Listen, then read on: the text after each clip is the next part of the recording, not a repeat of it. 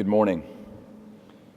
In the spring of last year, when the ministry staff at College Park Baptist in Orlando gathered, we gathered to do some long-range planning for the year, much like your church staff does at your context. We looked through the fall into Advent and on through Christmas. And one of the realities that we couldn't ignore that year was the effect that the recession had on so many of our families and the families of many who are in the community surrounding our church. Some had lost their jobs, and many had seen the value of their homes plummet, and they saw their life savings just disappear.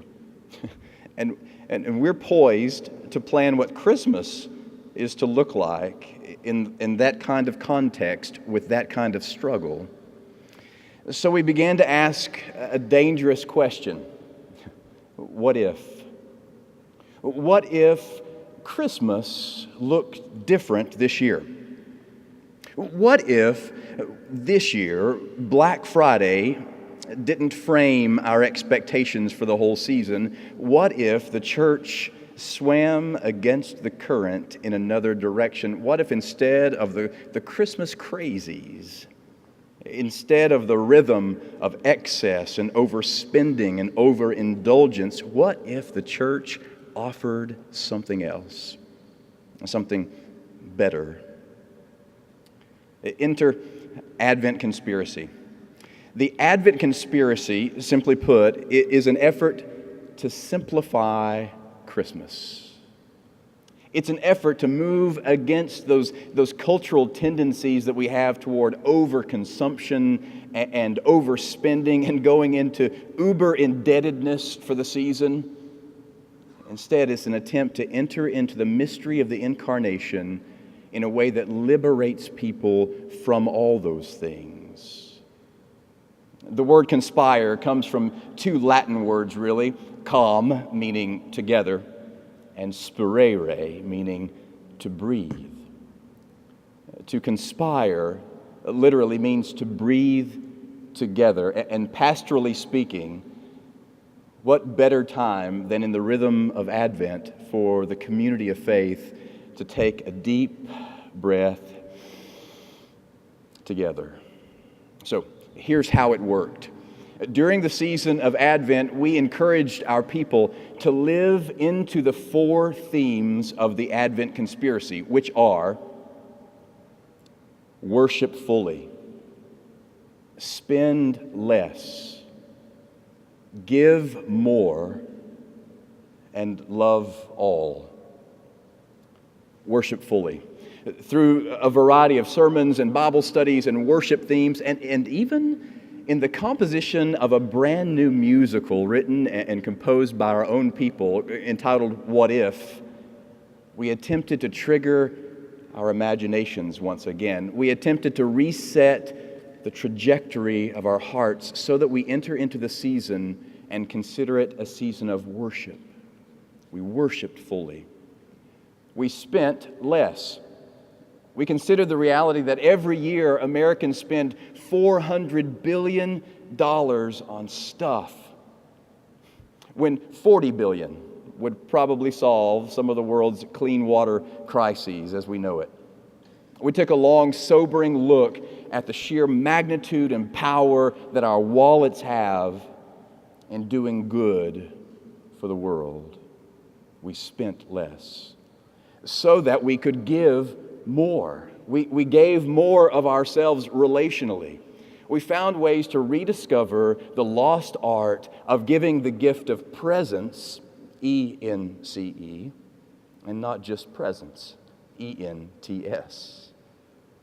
We gave ourselves relationally. And finally, we conspired to love all. This is where the CBF offering for global missions comes into play, because as we were attempting to challenge our people to simplify and to spend less at Christmas, we challenged them to take the money they weren't spending, all that dough that they were not spending on stuff, and give it. give it to the CBF offering for global missions. Over the course of several weeks, we educated our people on the work of CBF field personnel around the globe. One of the ways we did this was we created these clever little wristbands, green wristbands with the word conspire debossed on its surface. Our people wore these through the season to remind ourselves of our focus and the trajectory of our purpose through the season. But not only that, we took some of these bands and we shipped them to different places around the globe. And then the CBF field personnel at certain locations took the bands and made videos for us, educating our people, and we showed these videos in worship, educating our people on what the funds of the global missions offering goes to undergird and support in their particular context. And at the end of these videos, right there in worship, the CBF field personnel, whether in China or Uganda or Kenya or Miami, would hold up their bands and say, "We are conspiring with you, College Park, to enter into the story of our Lord's coming."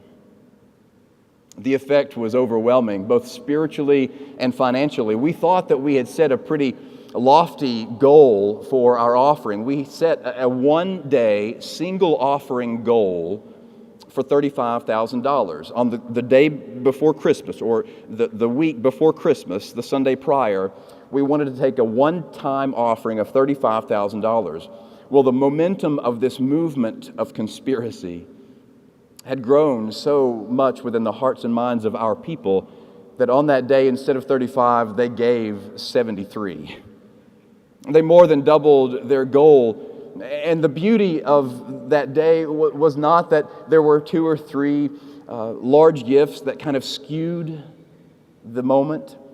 It was made up of multiple small gifts of many, many people who were conspiring to take part in something that was bigger than themselves.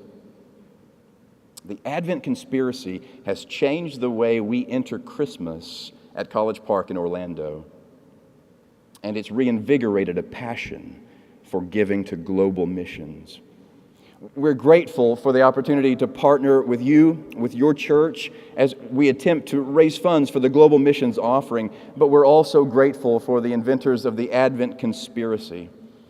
If you want to learn more about the Advent Conspiracy, you can visit their website, adventconspiracy.org, or call us. Call us in Orlando. We're eager to conspire with you. God bless you.